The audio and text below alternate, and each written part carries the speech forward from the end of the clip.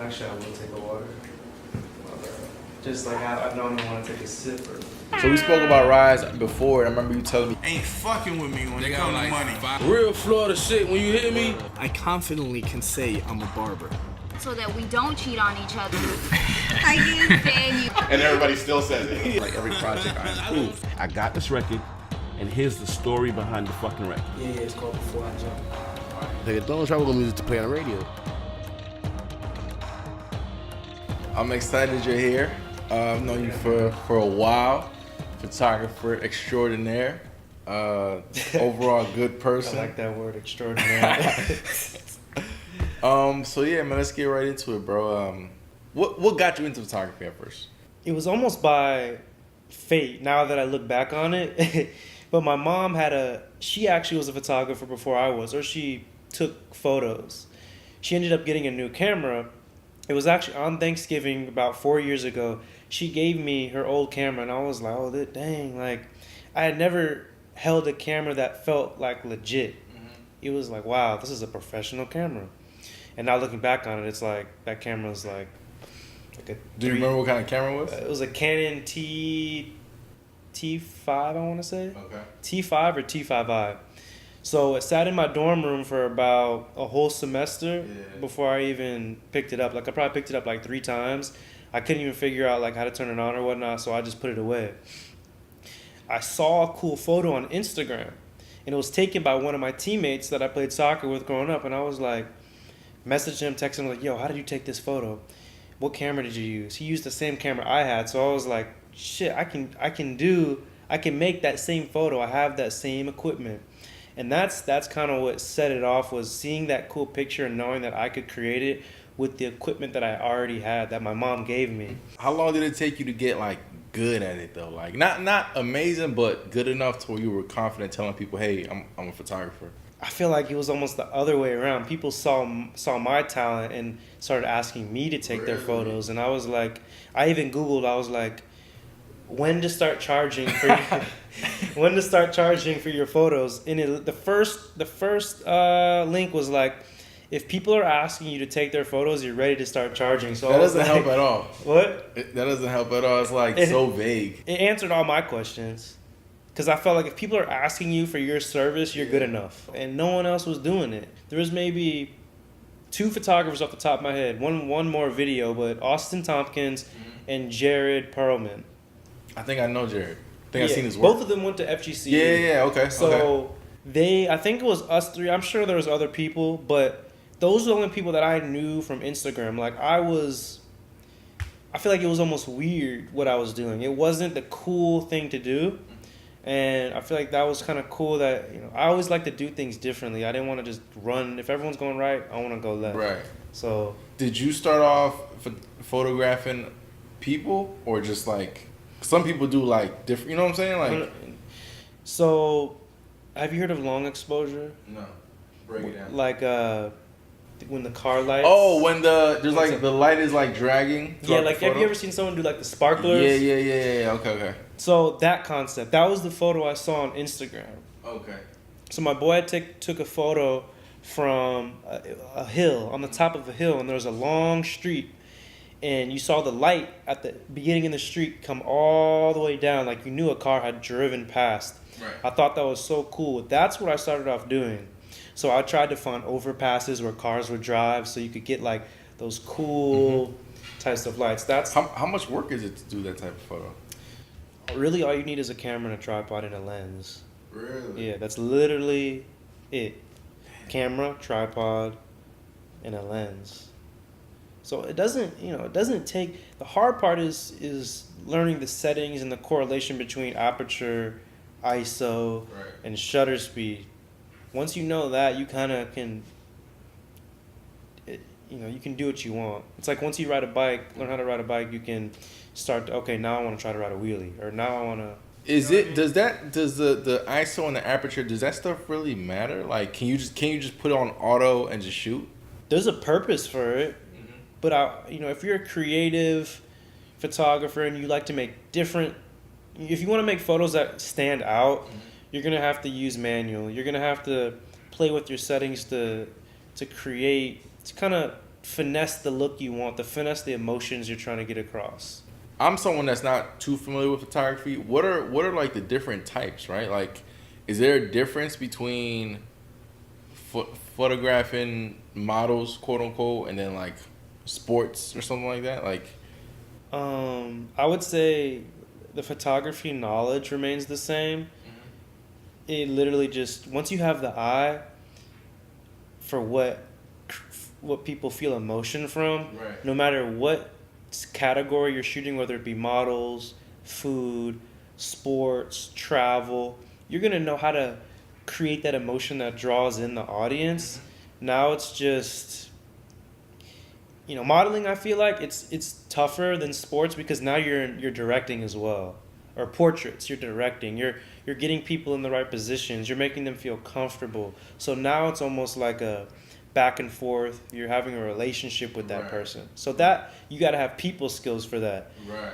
Sports photography, you're just shooting action. So now you want to try to capture action shots that would look cool. Yeah. That's something that you would want to see in a magazine, like Odell Beckham's one-handed catch, or incredible types of plays, not just your dude just running. You want to get that extra little flair, the extra little pizzazz, the extra little sauce per se, right? That makes your photograph different from someone else's. Exactly. You touching on that kind of made me wonder: does a photographer go for the shot, or does the shot come to the photographer? And what I mean by that is, can you create a scene to where it comes out, for example, like Odell Beckham, like doing the one? Can you create that, or does that just have to happen and you just have to be there at the right time at the right moment? Okay, so that's a good point. I think that's the difference between being able to create emotion in your photos and not. So after I did the long exposure, all I wanted to do was street photography. Right. Because street photography, I felt something from the photos. And what is street photography exactly? I would say capturing things that you cannot recreate, candid moments. Gotcha. Candid moments. In particular, for instance, if someone's on their cell phone crossing the street in New York City, and you capture that, and they're holding a briefcase, and you make it black and white. Now the photo looks timeless, and it's just, I like to look at things to try to find a deeper meaning within it. So you can interpret it however you want. That's the beauty of it. You're creating a photo that someone else will interpret how they want it to. But the fact that they're trying to interpret it is the key.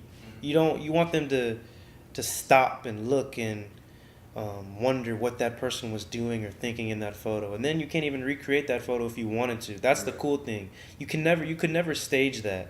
That's what I think is dope, is capturing moments that you can never recreate. And that's what drew you to street photography. I didn't want to shoot models at first. I thought it was like we're staging, like setting something up. I just didn't understand why that didn't interest me. But it's cool if you can make it creative and.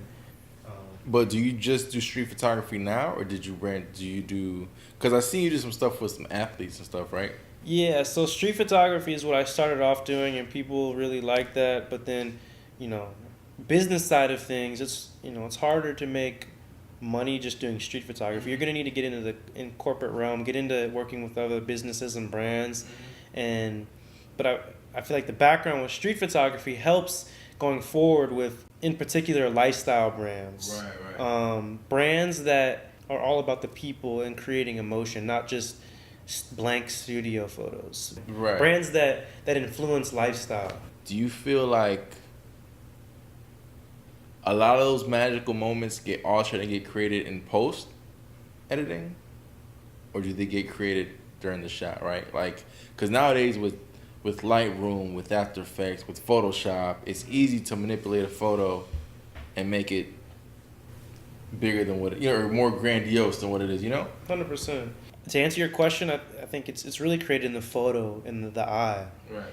I feel like the photo is your pasta is your spaghetti, and the editing is the sauce the you put on sauce top of of that. it. You know what I'm saying? Yeah. You gotta, don't get it confused. You gotta, the photo is the salad. The editing is just the dressing. You don't wanna put too much dressing on it. You know what I'm saying? Food references. You know, I mean, that's the best way I can describe it. Is you don't wanna shoot for the edit. Shoot for the shot and use the edit to enhance the photo. The edit shouldn't make the photo. Gotcha. Like seasoning, it's just salt, pepper. You're just adding to it. Okay, so another type of photography that I've noticed, and it kind of correlates to street photography, right? That I've noticed that you've actually just started doing that I'm a fan of already, is Humans of Southwest Florida. Yes. What is it exactly? So, well, the mission behind Humans of Southwest Florida is to bring the community together. Mm-hmm. And the community that I happen to be in now is Southwest Florida. The area is growing fast. That's why I moved back here. And I'm like, you know what? Why not? What better way to bring the community together than to highlight the people that live within the community? So that's kind of what motivated me. And on top of that, I like and enjoy street photography. Right. So I was like, and this would be dope. And I feel like people would connect. We don't have that here. And you highlight just your average people, right? Just people walking down the street. You just... it's almost like in society we highlight a certain type of person. Right. You got to make this amount of money. You got to do this and be on TV and do all these kinds of things for your voice to be interesting. Mm-hmm. But a lot of people have cool stuff to say, and there's a lot of cool people.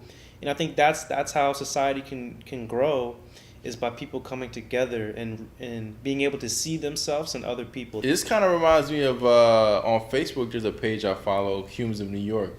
It's like the same thing, right? Like same exact concept. Yeah. But literally, same concept, different city. I feel like that had the potential to tie in a lot of people, to bring people closer together, to make people understand that essentially, no matter what race, color, background, religion, we all want the same thing. We all bleed the same. I want to actually do a photo shoot and have like 5 different girls with different skin complexions, have a makeup artist paint fake blood on their arm and show like, look, we're all different, but we're all the same. Right, yeah. I mean, think about it, like, hey man, Halloween's coming up, bro.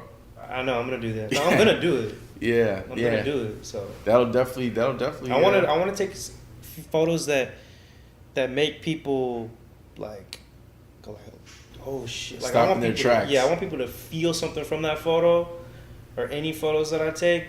As long as you're feeling something, like, I feel like I did a good job. What how do you go about, and this, I guess this ties also into street photography, how do you go about taking someone's photo that you don't really know? Is that like a quick convo? Do you just kind of... I feel like... Because it can be weird, like, it can get weird really quick. I feel like you have 2 options. Either you speak to them beforehand and tell them what they're doing, or you see the shot and you take it, and you really can't think you can't think about it too much. You either take the shot, and if they get mad, it is what it is. It's just, I know my intentions behind the photo are good. Right. Other people in front of the camera, they may not know that. They may think you're the police, or they may think you're creepy. That's the thing. So I know what my intentions are. So you just go in there with an open heart. Exactly. But for Humans of Southwest Florida, it doesn't have to be like where the person doesn't know I'm taking the photo, because I actually need to have a conversation with them to get the story. Exactly. So I would say that's actually easier than just straight up street photography, where you're capturing shots that you don't talk to that person. You're capturing that shot, you're keeping it moving. Now, getting into different types of photography, we can also touch on different types of cameras and lenses, right? Like, what matters more in photography, the right camera or the right lens? I would say both matter, but depending on what type of shooting you're doing, if you're doing sports, the camera and the lens are extremely important. If you're doing portraits, you can afford to have a $300, $400, $500 camera and just put a really nice lens on it. So say someone's doing like street-based photography. Both. Honestly, my answer is both, just because any good photographer is you're not gonna want to have one without the other. You know what I mean? You're gonna want to have the nice shoes with the nice outfit. Right. It's like, how do you go about turning photography from a hobby to a career, right? How do you find a price point to start off? How do you go about dealing with friends? Because nowadays I feel like the cool thing is to like get your picture taken, get a candid. You know what I'm saying? Like I feel like everybody wants to be a star because of Instagram. So of course everybody wants their photo taken. Everybody's a photographer. How do you get them all to pay, right? So where you can make this a sustainable career. see, this is the thing. Photography is art. So you cannot go into it with the mindset of I'm only doing this to make money. So in the beginning, I think you need to develop your portfolio and develop your style.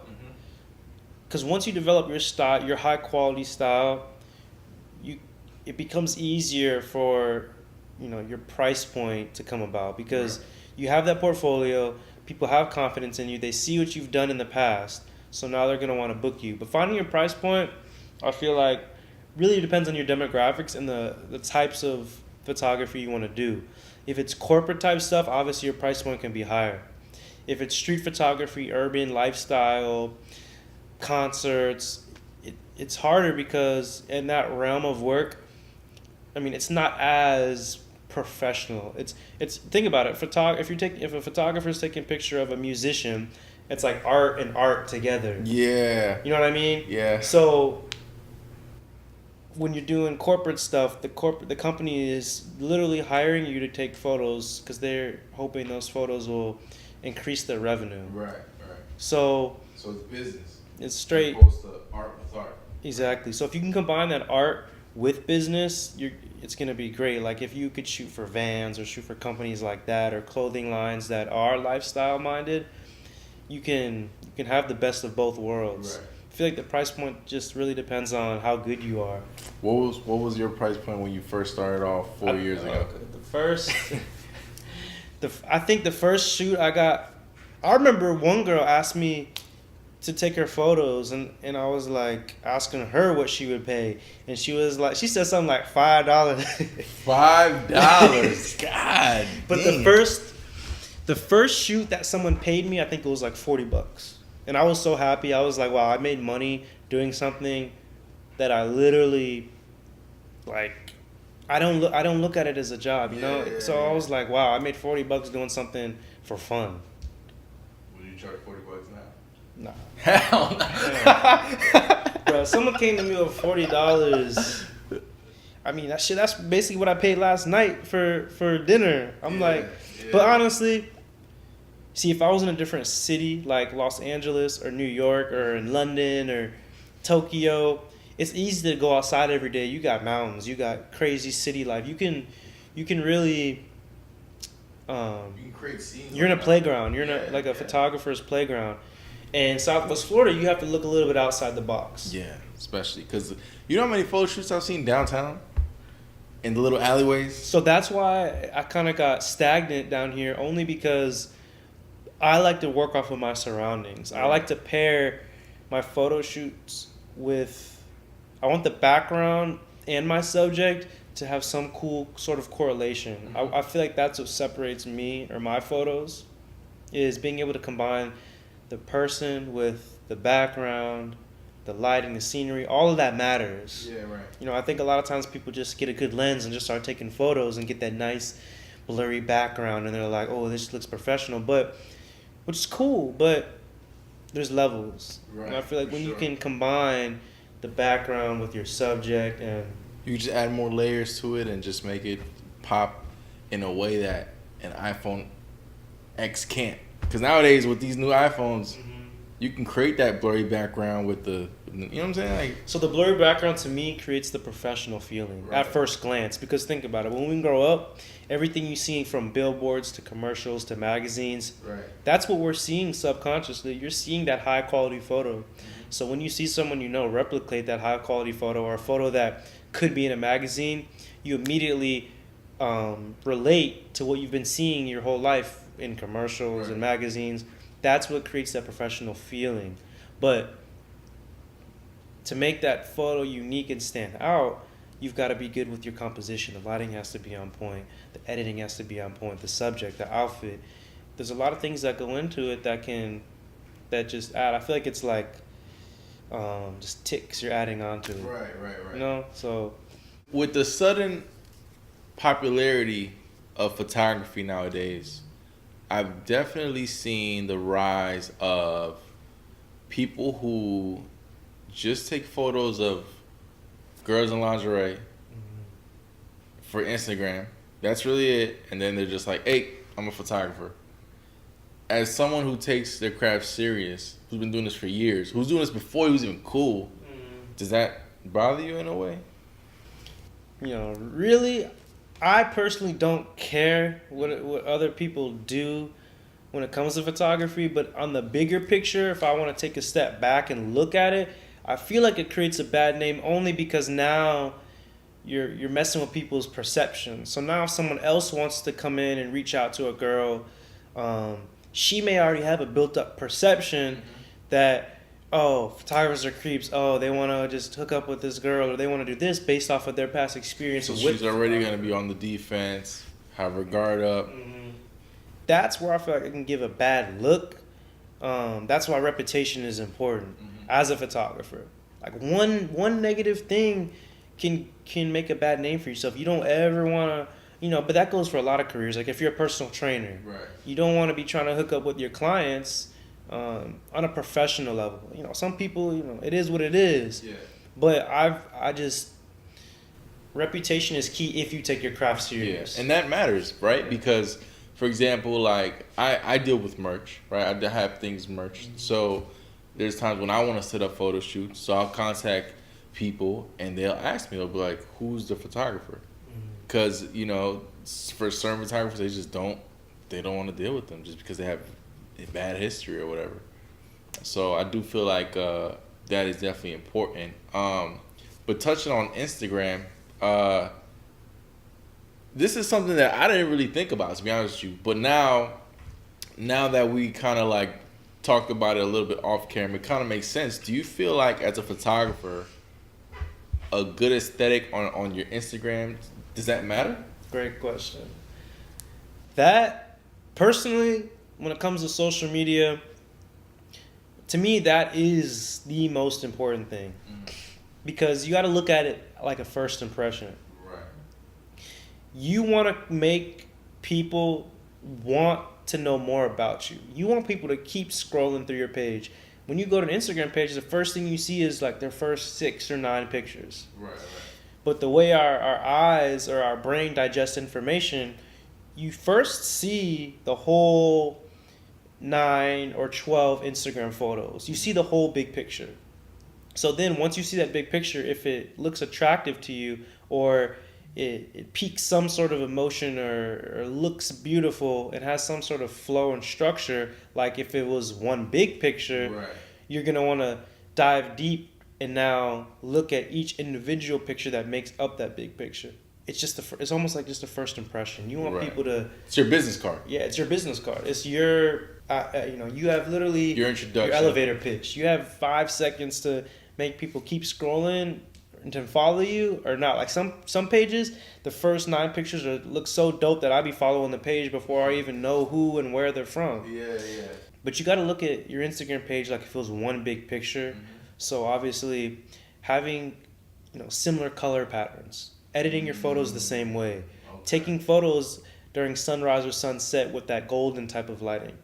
Having that aesthetic feel gives people... Yo, I never thought of none of this shit. Bro, giving people... From what I'm getting, you're kind of saying giving people familiarity with your style of photos, right? Like you said, certain color palette has to not be the same, but it has to flow, right? It's all about that flow. Yeah.